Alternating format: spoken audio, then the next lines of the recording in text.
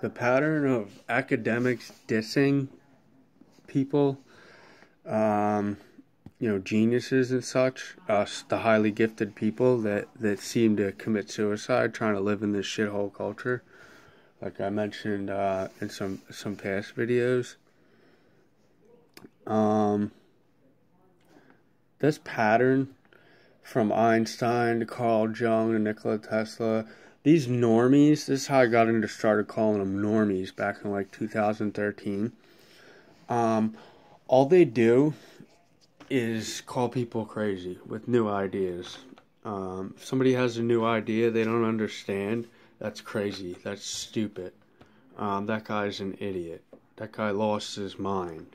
Okay, they say that about Jim Carrey. Dr. Pearson doesn't discuss Jim Carrey because Jim Carrey reached the I am. Jim Carrey's starting to understand and take in what is the logos. Jordan Peterson doesn't want anyone looking at that because he wants to captivate all the attention. These people don't want to share because they put such an emphasis on knowledge and power. Now they feel like they're being robbed. Okay, to share is to feel like they're being robbed.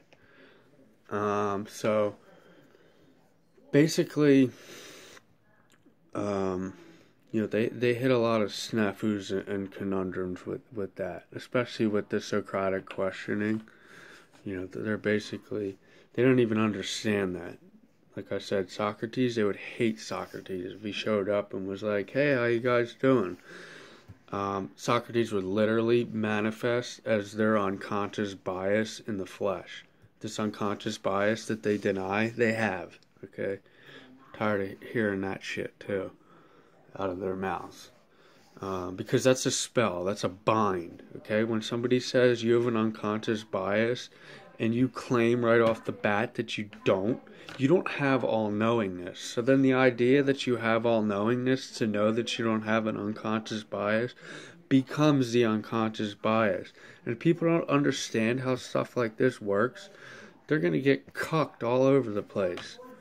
Okay? And that's basically what Dr. Pearson did. He went out and cucked himself. That's what these academics do. They're trained. They're trained to go out there and make themselves exploitable. And they won't address that. Okay, they're trained to be hypnotized. They're trained to, at the snap of the fingers, just believe whatever you tell them. No, they're not. They'll say no, they're not. They have like a flawless echo feature. This is like, that's all in the shadow. The shadow is what unites us. Our flaws are in there. Everybody's a flawed sinner. Say that's in the shadow. Nobody wants to admit that. But the shadow has a lot of uniting factors. Even everybody has a shadow. The same shadow. Black one. That's what the shadow is. So there's a lot of uniting factors in the shadow that aren't relative subjective. Okay, they deal in the void and the nothing. Okay, in order to fight the void and nothing, you start pitching all these relative subjective nonsense. And the void and nothing has the logos within itself, the immutable laws of nothing. Not that there's a theory of everything, or any of that shit. It's the immutable laws of nothing. Okay, and that involves like people kind. Jordan Peterson wasn't having any part to that when Justin Trudeau said, we're all people kind.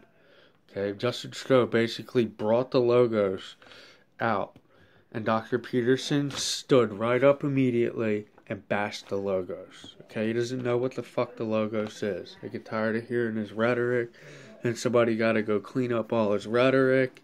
Then he's got a bunch of cult, mind-controlled followers. It's just like a big mess, like a cult. Bunch of mind-controlled idiots that live arrested in quantum Zeno effects. Is exactly what a cult is. That's how you get all these predictable responses out of them. Okay? And that's just the nature of knowledge in general. So you have to look at the nature of the elements at play. Things like knowledge. So pretty much all belief systems are organized knowledge. So all organized knowledge does the same alchemy in time. No, it doesn't. He's lying. He's just making that up. Oh, blah, blah, blah, blah, blah. He's just trying to be dictator, blah, blah, blah, blah. And all that shit rolls off of the shadow. You know, that's how Jesus could know their thoughts off the inverse. So there's a whole art to doing that. And you, in the image of, get a sense of omnipotence and immutability, I guess you could say, to a certain extent, for as much as it'll become for man on earth. So, and that's kind of how you get an all-knowingness off the inverse, that you can set people up with questioning and different elements to where you can get the predictable response every time. That's almost why the replication process is really just a dangerous thing to look for and play with. If you're seeing replication process in psychology, that means you got a bunch of slaves, a bunch of predictable slaves. But yet psychology looks for the replication process. Jordan Peterson seemed to be able to connect those two. You know, he steals ideas off me about ideologies making people predictable. It's not ideologies, it's knowledge. I sell him all his rhetoric. He's basically my little parrot bitch. You know, if I want him to go run off into a dark web safe place, then I know how to get him to do that. I just present immutability, like you're not getting through me. I'm the spirit of the future. I got your whole future on my Facebook.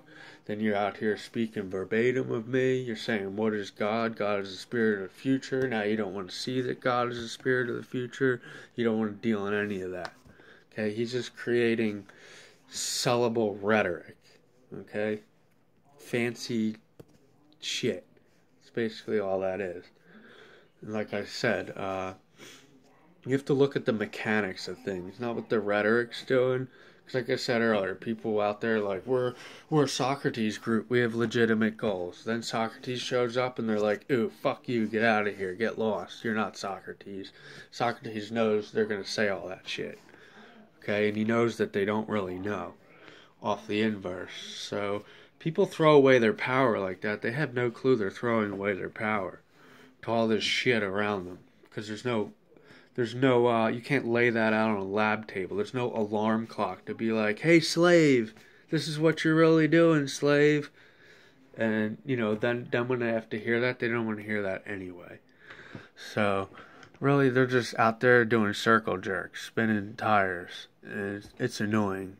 It breeds mental illness, it breeds chaos, it breeds confusion, it breeds everything they claim to abolish. So, you know, we have to get out of that, or we're never going to leave that level of consciousness. Like I said, that is the problem. That takes acceptance, mercy, and forgiving. Doesn't take power struggling. You know, Jesus didn't do power struggles with Pontius Pilates. He did silence and nothing. And, you know, Pontius Pilates turned around and said, I don't see this man as guilty at all. And, you know, you can see a lot of the mental judo that he applies there. You know, when he says, Pontius Pilates says that you think you're a king, he never said that he was king. Other people just assume that. So he said, thou sayest it. It is like your fucking illusion. You know, it appears out on the water. Hey, kid, I'm your father. You know, so it's all that rhetoric shit. So, you know, that's kind of how that plays out, and we're not going to get anywhere if we keep feeding into that and doing power struggles. If we keep living by emotions, and I know they don't want to hear this because it doesn't jive with their feels, but their feels are social constructs. I think we already cleared that up. Feelings aren't real. They're relative subjective. Else they'd always be right.